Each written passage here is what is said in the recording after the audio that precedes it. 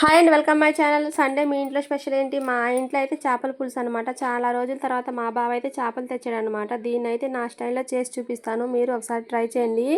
నిజంగా మీకు కూడా బాగా నచ్చుతుందనమాట. ఫస్ట్ అయితే ఒక కడాయి పెట్టుకొని అందులో 1 టీ స్పూన్ ఆవాలు, 1 టీ స్పూన్ జీలకర్ర వేసుకొని బాగా ఫ్రై చేసుకొని ఒక గిన్నెలో తీసుకొని పెట్టుకోవాలన్నమాట. మళ్ళీ అదే బాండీలో 2 టీ స్పూన్ల ధనియాలు, 1/2 టీ స్పూన్ వచ్చేసి మెంతులు వేసుకొని వాటిని కూడా బాగా డ్రై రోస్ట్ చేసుకోవాలండి. ఎక్కడ మాడకుండా చూసుకోవాలి.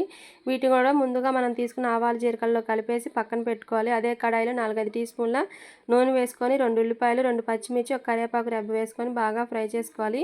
కలర్ చేంజ్ అయిన తర్వాత అల్లం వెల్లుల్లి పేస్ట్ వచ్చేసి 1.5 టీ స్పూన్ వేసుకొని దీన్ని కూడా బాగా ఫ్రై చేసుకోవాలన్నమాట. ఇప్పుడు ఇందులో 1/2 టీ స్పూన్ పసుపు, 2.5 స్పూన్లు వచ్చేసి కారం వేసుకోవాలండి.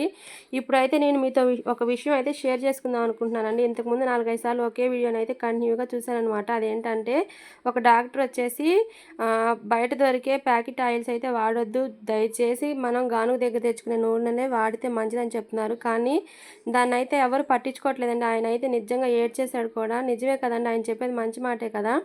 మనకి 300 రూపాయలకు వచ్చే నూనె బయట 150కే వస్తుందంటే ఏది లేకుండా రాదు కదండి. మనకి సెలబ్రిటీసో లేదంటే ఎవరైనా ఫేమస్ అయిన వాళ్ళు మాత్రమే చెప్తేనే అర్థమవుతుందనమాట. డాక్టర్లు లేకపోతే అనుభవించిన వాళ్ళు చెప్తే అర్థం కాదు. దయచేసి దీని గురించి ఒక్కసారి ఆలోచించండి.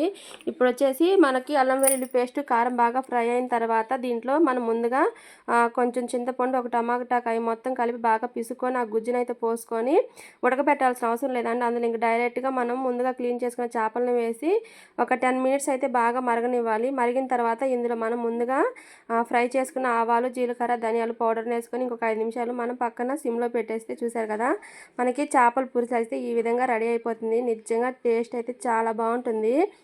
నేనైతే బాగా మరగిచ్చానండి. చూసారు కదా, ఆయిల్ అయితే బాగా తేలింది. ఇలా వండుకుంటే మనకి చేపల పులుసు 2-3 రోజులు అయితే పాడవకుండా ఉంటుందన్నమాట. నేనైతే ఇప్పుడు టేస్ట్ చేస్తున్నాను. నిజంగా నాకైతే ఈ చేపల పులుసు చూసిన కాడి నుంచి నోరైతే తెగ ఊరుతుందనమాట. ఫస్ట్ అయితే ఒక ముద్ద పెట్టుకోగానే నాకైతే నిజంగా చాలా బాగా నచ్చిందనమాట. మా బావకి ఎప్పుడో కానీ వంటలు నచ్చవు. ఈరోజు కూడా మా బావకి చేపల కూర బాగా నచ్చిందనమాట. Okay, thank you.